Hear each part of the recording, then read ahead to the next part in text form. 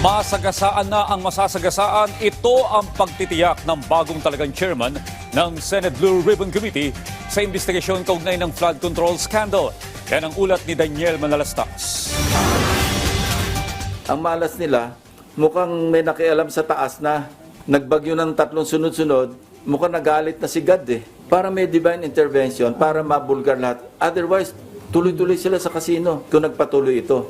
Para tayo mga Ganyan na lang ang inis si Senate Blue Ribbon Committee Chairperson Panfilo Lacson sa anomalya sa flood control projects na kung saan may ilan pang nadadawit na mga dating DPWH engineers na umano'y naglulustay ng pera umano sa kasino. Pero isa raw sa bagong tutumbukin ng kanilang investigasyon ay ang isa pang construction company kung saan lumabas sa aligasyon ni dating DPWH engineer Bryce Hernandez na ang kontraktor na ito ay nagdadala umano ng obligasyon na sinasabi ni Lacson na lagay. Revelasyon ngayon ni Lacson, may hawak silang CCTV na dumalaw daw ito sa Senado noong August 19. Meron kaming video footage ng CCTV footage na dumalaw dito talaga yung WJ. Ang pangalan niya Mina, no? Ipapatawag namin yon. Pero ipapatawag namin para malaman natin kung kanino siya nagpunta, kaninong office. Whether or not staff ng Blue Ribbon yung pinuntahan o legislator yung pinuntahan, edi magpaliwanag yung kapwa senador kung siya ay napuntahan. Bakit nagpunta rito yung WJ? May isa pang kinumpirma ngayon ng senador sa umano'y insertions sa Bulacan. Pinacheck ko agad sa General Appropriations Act kung meron bang insertion na nagkakahalaga ng 355 million pesos na intended para sa Bulacan. And we found one. Meron talaga insertion na wala sa House version, pero lumabas ito do sa after BICAM. So maliwanag na either sa Senate version or sa BICAM yun na insert.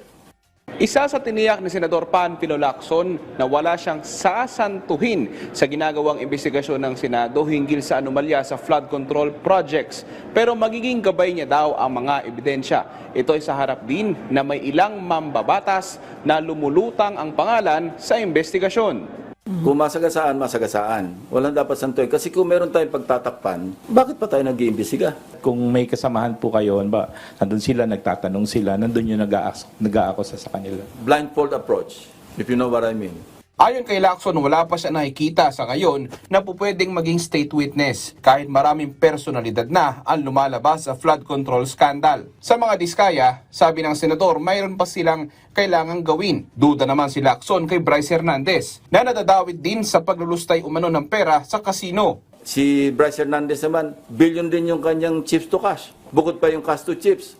Saan ang galing yun? Vantage point, hindi siya credible. That's my opinion, based on what I know about him. No? Kung siya niyayaya lamang, paano siya nakapag chips to cash to chips na billion? Bakit lahat lang ng pumirma ng impeachment ang parang nabanggit? At saka parang, bakit wala yung before 2022? Kasi nag-retract sila eh. Pagdating sa House, iba naman ang sinasabi. So how can they qualify kung hindi definite yung kanilang testimonya? Pag nasa House, iba sinasabi. Pag nandito, iba. Anyway, titingnan natin.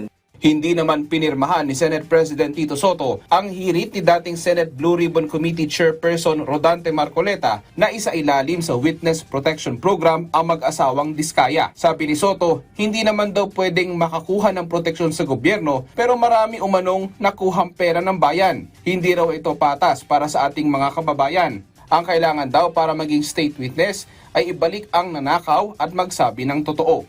Daniel Manalastas para sa Pambansang TV sa Bagong Pilipinas.